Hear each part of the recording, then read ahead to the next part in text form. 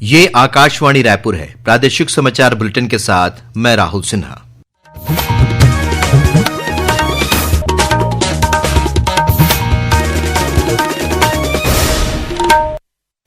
और अब पेश है आज के मुख्य समाचार।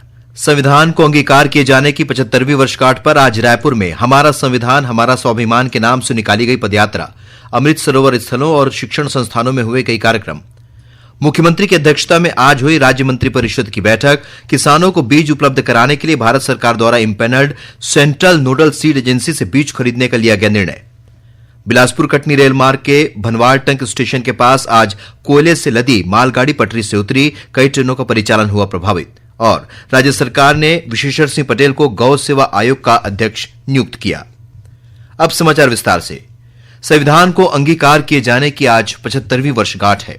इस अवसर पर केंद्र सरकार ने आज से 1 वर्ष तक चलने वाले समारोह की शुरुआत की है। ये समारोह 26 नवंबर 2025 तक देश भर में आयोजित किए जाएंगे। संविधान दिवस के अवसर पर नई दिल्ली में आयोजित एक कार्यक्रम को संबोधित करते हुए राष्ट्रपति द्रौपदी मुर्मू ने कहा कि भारतीय संविधान एक जीवित और प्रगतिशील दस्तावेज है। इसके माध्यम से देश ने सामाजिक न्याय और समावेशी विकास के लक्ष्यों को हासिल किया है। उन्होंने कहा कि सरकार ने समाज के सभी वर्गों, विशेषकर कमजोर वर्गों के कल्याण के लिए हाल के वर्षों में कई उपाय किए हैं। सरकार ने समाज के सभी वर्गों, विशेषकर कमजोर वर्गों के लोगों के विकास के लिए अनेक कदम उठाए हैं। ऐसे निर्णयों से लोगों का जीवन बेहतर हुआ है तथा उन्हें प्रगति के नए अवसर मिल रहे हैं। गरीब लोगों का अपना पक्का घर, बिजली, पानी, सड़क की सुविधा, खाद्य सुरक्षा और चिकित्सा सेवाएं मिल रही है। बड़े पैमाने पर विश्व स्तर का इंफ्रास्ट्रक्चर बनाया जा रहा है। राष्ट्रपति ने लोकसभा और राज्य विधानसभाओं में महिलाओं के लिए आरक्षण से संबंधित नारी शक्ति वंदन अधिनियम पारित किए जाने की सराहना की। राष्ट्रपति ने सभी नागरिकों से वर्ष 2047 तक विकसित भारत बनाने के राष्ट्रीय लक्ष्य हासिल करने की दिशा में अपने बुनियादी कर्तव्यों और कार्यों को निभाने के लिए अपने आचरण में संवैधानिक आदर्शों को आत्मसात करने का आग्रह किया। वहीं प्रधानमंत्री नरेंद्र मोदी ने भारतीय संविधान की 75वीं वर्षगांठ के अवसर पर सोशल मीडिया प्लेटफॉर्म एक्स पर लोगों को शुभकामनाएं दी और कहा कि संविधान राष्ट्र का मार्गदर्शक है। भारतीय संविधान देश की हजारों वर्षों की परंपरा की आधुनिक अभिव्यक्ति है। संविधान दिवस के अवसर पर आज रायपुर में हमारा संविधान हमारा स्वाभिमान के नाम से पदयात्रा निकाली गई। इस पदयात्रा में मुख्यमंत्री विष्णुदेव साय के साथ मंत्री, विधायक, जनप्रतिनिधि और स्कूली छात्र छात्राएं शामिल हुए। ये पदयात्रा पंडित जवाहरलाल नेहरू स्मृति चिकित्सा महाविद्यालय सभागार से शुरू होकर अंबेडकर चौक पर समाप्त हुई, जहां पर मुख्यमंत्री ने डॉक्टर भीमराव अंबेडकर की प्रतिमा पर माल्यार्पण कर उन्हें नमन किया। इससे पहले मुख्यमंत्री ने पंडित जवाहरलाल नेहरू स्मृति चिकित्सा महाविद्यालय सभागृह में आयोजित कार्यक्रम को संबोधित करते हुए कहा कि हमारा संविधान भारत की सदियों पुरानी संस्कृति, इतिहास और परंपराओं का आईना है। ये संविधान हमारे सदियों के संघर्ष, अनुभव और उपलब्धियों का प्रतिफल है। यह संविधान हमारे सदियों के संघर्ष, अनुभव और उपलब्धियों का प्रतिफल है। इसलिए इस बात को समझना जरूर है कि हमारी विरासत और हमारे संविधान में कितना गहरा रिश्ता है। हमारे संविधान की नींव हमारे विरासत पर ही टिकी है। इस बात को समझकर ही हम संविधान की रोशनी में अपने भावी विकास की ठीक दिशा तय कर पाएंगे। इस बात को समझकर ही हम अपनी राजनीतिक परंपराओं में सांस्कृतिक मूल्यों के महत्व को समझ पाएंगे। संविधान दिवस के अवसर पर आज राजभवन सचिवालय के अधिकारी कर्मचारियों ने संविधान की प्रस्तावना का सामूहिक वाचन किया। वहीं रायपुर रेल मंडल में मंडल रेल प्रबंधक संजीव कुमार ने अधिकारियों कर्मचारियों को संविधान की उद्देशिका पढ़कर शपथ दिलाई। संविधान दिवस पर प्रदेश के विभिन्न जिलों के अमृत सरोवर स्थलों और शिक्षण संस्थानों में कार्यक्रम आयोजित किए गए। प्रसार भारती रेलटेल और play box TV rail wire broadband पर फ्रीडम प्लान शुरू करेगा।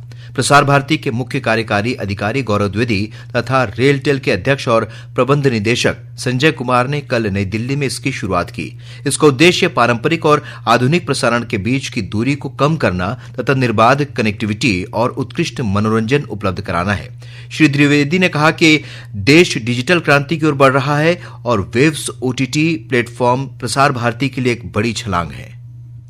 प्रसार भारती में ग्रामीण और शहरी का कोई भेद नहीं है। हमारा जो दायित्व है वो ये है कि भारत के हर नागरिक तक हमें सेवाएं पहुंचानी है। हमारा एक प्रयास है कि एक कंसोलिडेटेड डिजिटल प्लेटफॉर्म के माध्यम से हम लोगों तक समाचार, जो जानकारियां हैं, जो एंटरटेनमेंट प्रोग्राम्स हैं, पहुंचा सके।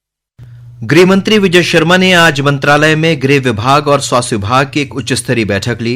बैठक में उन्होंने प्रदेश में नशीली दवा बेचने वालों पर कठोर कार्रवाई करने की बात कही। श्री शर्मा ने पुलिस और स्वास्थ्य विभाग के अधिकारियों से कहा कि नशीली दवाओं के नियंत्रण के लिए मेडिकल दुकानों का आकस्मिक निरीक्षण करें और इसके कारोबार में शामिल दुकानदारों को गिरफ्तार करें।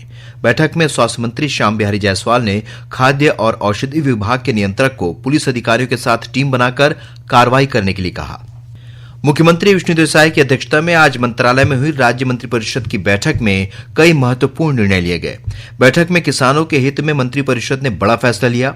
मंत्रिपरिषद ने किसानों को बीज उपलब्ध कराने के लिए भारत सरकार द्वारा विभिन्न योजनाओं में empanelled central nodal seed agency से बीज खरीदने की अनुमति दी।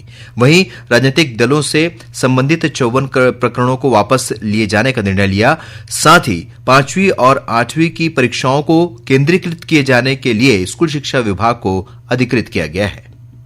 मंत्रिपरिषद ने विशुद्ध रूप से राजनीतिक आंदोलनों से संबंधित प्रकरणों को जनहित में न्यायालय से वापस लिए जाने के संबंध में गठित मंत्री परिषद की उप समिति द्वारा अनुशंसित 54 प्रकरणों को न्यायालय से वापस लिए जाने हेतु आगामी कार्यवाही के लिए अनुमोदन किया है।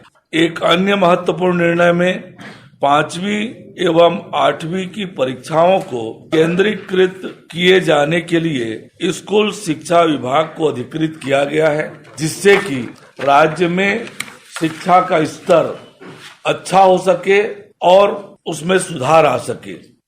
इसके अलावा मंत्रिपरिषद ने सार्वजनिक वितरण प्रणाली के अंतर्गत पात्र हितग्राहियों को वितरण के लिए नागरिक आपूर्ति निगम को ई ऑक्शन प्लेटफॉर्म के माध्यम से चना उपार्जन करने की अनुमति दी है।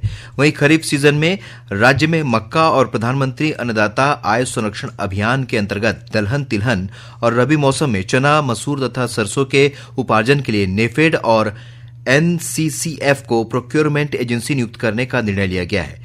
मंत्रिपरिषद ने राज्य जल विद्युत परियोजना के तहत 5 सालों के लिए प्रतिवर्ष 1 लाख रुपए प्रति मेगावाट की दर से लिए जाने वाले हरित ऊर्जा विकास शुल्क को समाप्त करने का निर्णय लिया है। वहीं राज्य में housing and urban development corporation limited के आवास, नगरीय विकास और अन्य क्षेत्रों में सहायता प्राप्त करने के लिए समझौता ज्ञापन के प्रारूप का अनुमोदन किया गया। इसके अलावा छत्तीसगढ़ गृह निर्माण मंडल द्वारा लागू व्यवर्तन शुल्क, प्रीमियम, अर्थदंड और भू राजस्व के पुनर्निर्धारण से छूट प्रदान करने का निर्णय भी लिया गया।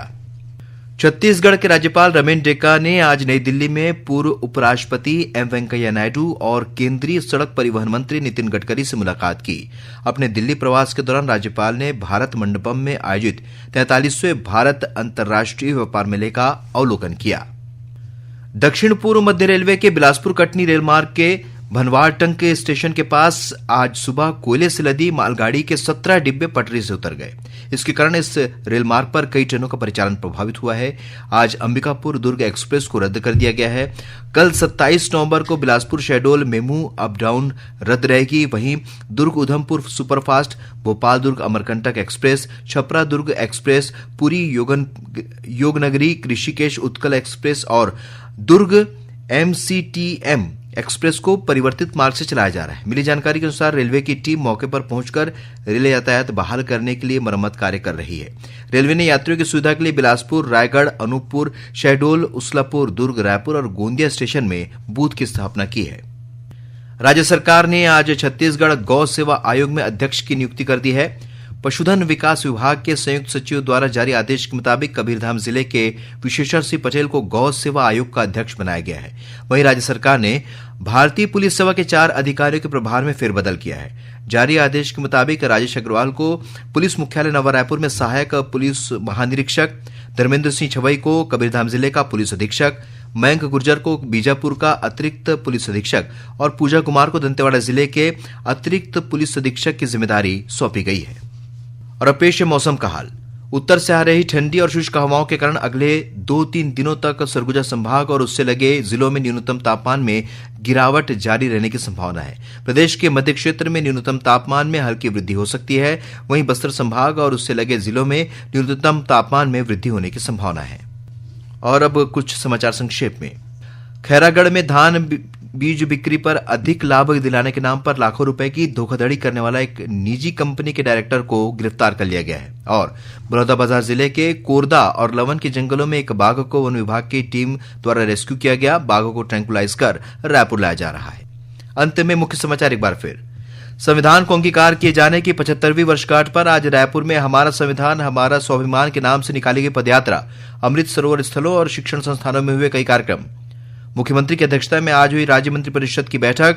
किसानों को बीज उपलब्ध कराने के लिए भारत सरकार द्वारा empanelled central nodal seed agency से बीज खरीदने का लिया गया निर्णय। बिलासपुर कटनी रेल मार्ग के बनवालटंग के स्टेशन के पास आज कोयले से लदी मालगाड़ी पटरी से उतरी, कई ट्रेनों का परिचालन हुआ प्रभावित। और राज्य सरकार ने विशेश्वर सिंह पटेल को गौ सेवा आयोग का अध्यक्ष नियुक्त किया। इसी के साथ प्रादेशिक समाचार बुलेटिन समाप्त हुआ। नमस्कार।